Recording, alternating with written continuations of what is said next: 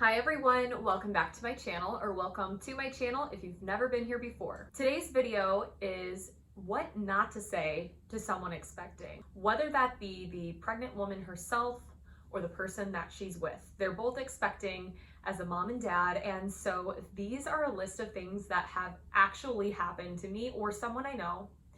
And I want to bring to light these things because I think this is such a real topic that people might be afraid to actually talk about. Since I have become pregnant, I have felt a community of women that have come forth and shown support through my pregnancy and motherhood. I have also seen the ugly side of things where there's a lot of mom shaming and judging. And then I've also seen the side of people that really desperately want to build connections with other people that they can relate to.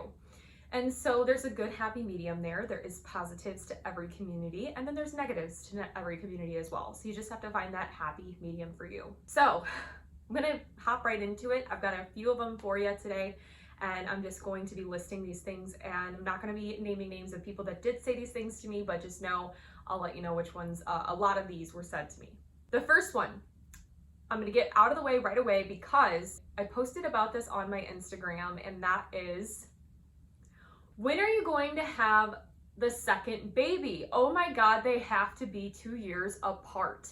They can't be any less than 2 or 3 years apart because they won't be friends, they won't be close. You want to get it out of the way.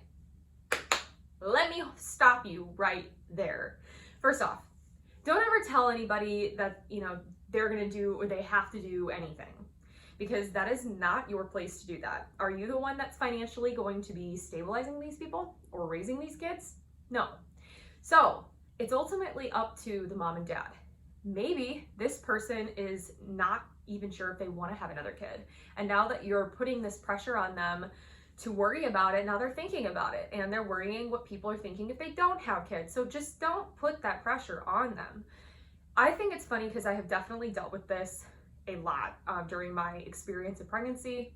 And something about this that I find is interesting is, prior to me announcing my pregnancy, no one was asking us when we were going to have babies, but now that we're pregnant with one, they're asking already about the second baby, and we haven't even had this first baby yet. So I'm like, let's enjoy the first one. Let's see how it goes. Take a little breather and enjoy every moment, because I think we're always so stuck on the next thing and what's coming and what's the next thing. And I want to be able to really enjoy the milestones and not just get it over with. Because a lot of people say, well, one of the best things about having kids so close is that you just get it out of the way. Maybe I don't want to just get it out of the way. Maybe I want to really enjoy the moments with my kids. Okay, this one isn't necessarily a specific phrase, but it happens a lot with a lot of different things. And that is, just wait until blah, blah, blah, blah, or fill in the blank. Then you'll realize. Or, oh, just wait until blank, blank, blank. So for example, it could be like someone saying, oh, just wait till you can't get any sleep anymore. When I say that I'm having great sleep now, they're like, just wait till you won't.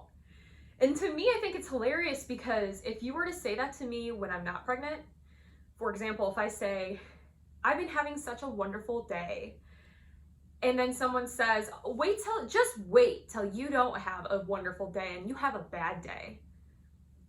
In what world is that okay? I just think it's really funny that people say things like that, because it just doesn't make sense. And I feel like there's really no good way to respond to it. This one can go both ways, and it's not okay regardless of any situation ever. And that is, wow, you are so small, or wow, you're getting really big, or I can really tell you're puffing up, or I can really tell that you have a baby belly now. Now, I know a lot of people, specifically women that have gone through pregnancy or are just infatuated with pregnancy in general, do not come from a bad place when they are saying these things. And I can acknowledge that and understand it. However, there are certain things people have said to me that have gotten to me. Somebody in particular said, my husband's been on this workout journey since we became pregnant. And so he's lost about 20-25 pounds. And I'm very proud of him. And someone had the audacity, though, to say, oh yeah, AJ's lost all sorts of weight and you have put it on. How do you want me to respond? How do you want me to respond to that? Then somebody at one point on the opposite spectrum of things had said to me, wow, you really haven't put on a lot of weight for this pregnancy. Is the baby okay? The baby is perfectly healthy. Yes, thanks.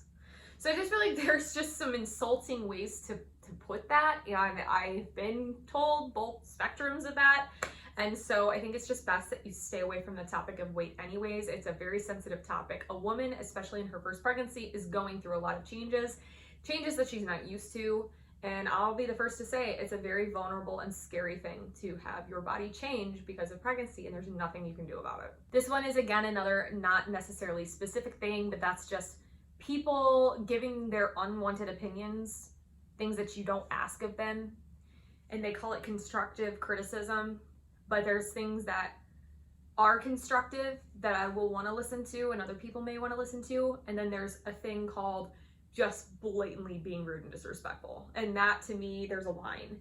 If you're telling somebody that something that they are choosing to do, or a decision they're choosing to make, or something on the registry they want, or the way they want to go about either breastfeeding or formula feeding or natural birth or epidural or whatever they're doing, if you say the way they're doing it's wrong, you try to change their mind and you tell them the reasons why they shouldn't do what they're doing, you are overstepping your bound.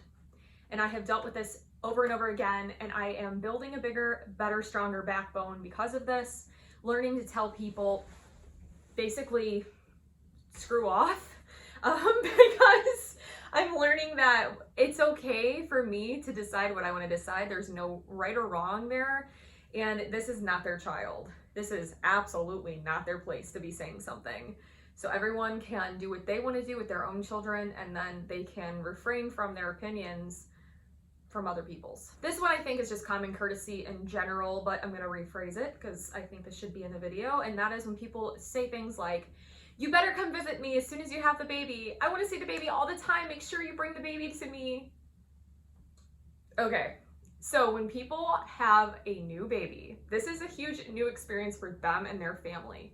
For me and AJ, this is our brand new very first child, and we have a dog and a cat, and the dog happens to be an 80-pound German Shepherd who is kind of skittish around children. So this will be interesting for us to adjust to, let alone everybody coming and seeing the baby, or us, God forbid, going to you. I'm gonna be honest with you, I have no intention on bringing the child to anybody for months.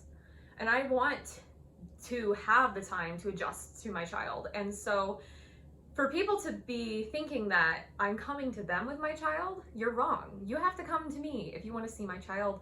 Otherwise, you'll see the child and during maybe events. But the way my family is, there's a lot of things that I'm going to keep my child away from and protect her from. And that is my preference. This one I have gotten from both strangers and people that I know. We found out that our very first child was a girl. And so obviously that's having a daughter. And a lot of people are like, oh my God, congratulations, it's a girl. Is your husband okay? Oh my gosh, he must be upset. Gotta have the second child and you gotta make sure it's a boy now, or you gotta try till you have a boy for your husband. In what world did we decide that women were less than men? I am by no means a feminist, but I can sincerely say that it hurts my feelings to experience people basically saying that if it's not a boy, that the man will not be happy. And my husband was actually less upset about it not being a boy than I was. I was cool with either, but I was kind of thinking it was a boy towards the end, and then it was a girl, and I am completely happy with either. But I wanted a boy more than he wanted a boy, I think. And he was really excited when it was a girl. He said he thought it was a girl from day one, and he has no problem with that. We're aware now, though, that because we have one gender, if we have a second baby, it's possible that we can have that same gender. And we have learned that it's okay. If we're a girl family, we're a girl family, and that's just what we're gonna rock. And we don't want more than 2 kids. So for people to say you gotta try till you have a boy is wrong, because that's not true. And how dare people say, is your husband upset about it not being a boy? No, we're having a healthy child. Why does it matter? This one is something that I've dealt with a lot, and that is because my husband, very proud of him, round of applause for you, buddy. He got a brand new job, and I'm so proud of him. This job pays double the salary he had before. We're very open about that. I'm just so happy that he has a job that he feels very valued, and he feels like it's worth his time and effort, because he is a very hardworking person. You know, he went to school for this stuff and he deserves it. And so he got this job, and the moment we've been telling our family about how much he was gonna make, they're all like, oh my God, Ariana, now you don't have to work. Oh my God, how does it feel to not have to work? And just constantly hearing that, to me, it's like, again, with these gender role things, it's like, why do I not have to work? Now, I know that my intentions and my plans are to be the sole caretaker of the child and also still work. And the way that I have it worked out with my job, I'm able to do that. Now, if my boss retires, or for some reason I'm not able to make that happen, my first priority is being a mom. I don't want my child in daycare, being taught by people that are not her parents. And so we did discuss that I would be a so-called stay-at-home mom, but really I'd be putting all of my efforts into my influencing gig and really pushing that more than anything to still try to make money, because I'm a businesswoman. I've always been a driven career person, and I work really hard to make money. And prior to my husband getting this job, we were making the same amount of money. So I always found it very funny that just because I had a part-time position did not mean that I was making less than him. What it meant is that I found ways to make money that were not just a 9-to-5. So it's just kind of insulting when people assume that my goal all along was to not work. That's not the case at all. And I have full intentions on still trying to work if I can still make money, because the goal was not for him to get a better job so that we could live the same and I could not work. The whole point was that he can make more money so that we could start building a better life for ourselves and our family. Okay, this one really grinds my gears, and I have heard every single phrase you're about to hear is a phrase I was told personally. I thought you were gonna wait. You're not ready for kids, are you? Are you sure you're ready to have a child? Do you understand what weight of responsibility of having a child is? I thought you were too poor to have a child right now. Oh, okay, so are you gonna be moving because you don't wanna live in the house you're in with a child? Yeah, I heard all those things, and from people that I love and know. And I don't even think I have to justify why those things are wrong, but that's exactly what I'm talking about when I say that every single woman that is pregnant at one point in their pregnancy will be told something that is not right, and it sucks, but we all go through it. The final thing that I'm going to say is not something that happened to me, but it's a pretty funny story that someone told me that I should include in this, because they were the ones that actually threw this comment out there and didn't mean to. So someone I know told me that they were talking to someone and they knew that they were going to be having a baby soon. They didn't really see them often. And when they did see them, they were like, oh my gosh, when do you do? When's the baby coming? And the person said, oh, I had the baby a couple weeks ago.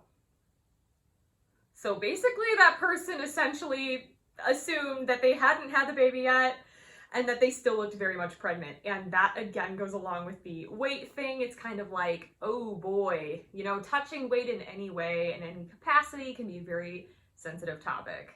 So stay away from that.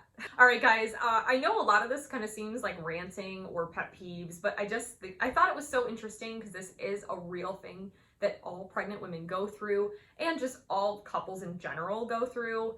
I think that there's a wonderful, beautiful side to pregnancy, announcing and sharing that with family and friends and everyone else.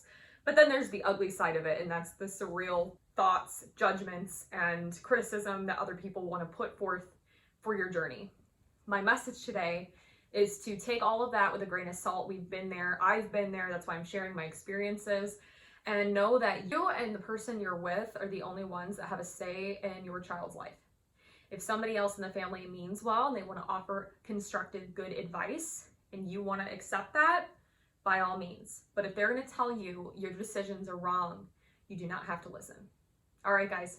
Thanks so much for watching. Please subscribe to my channel if you haven't already. Click the bell button to be alerted when I post. I do post every single Monday and Thursday mornings at 8 a.m. Central Standard Time. And as always, stay sassy. Bye, guys.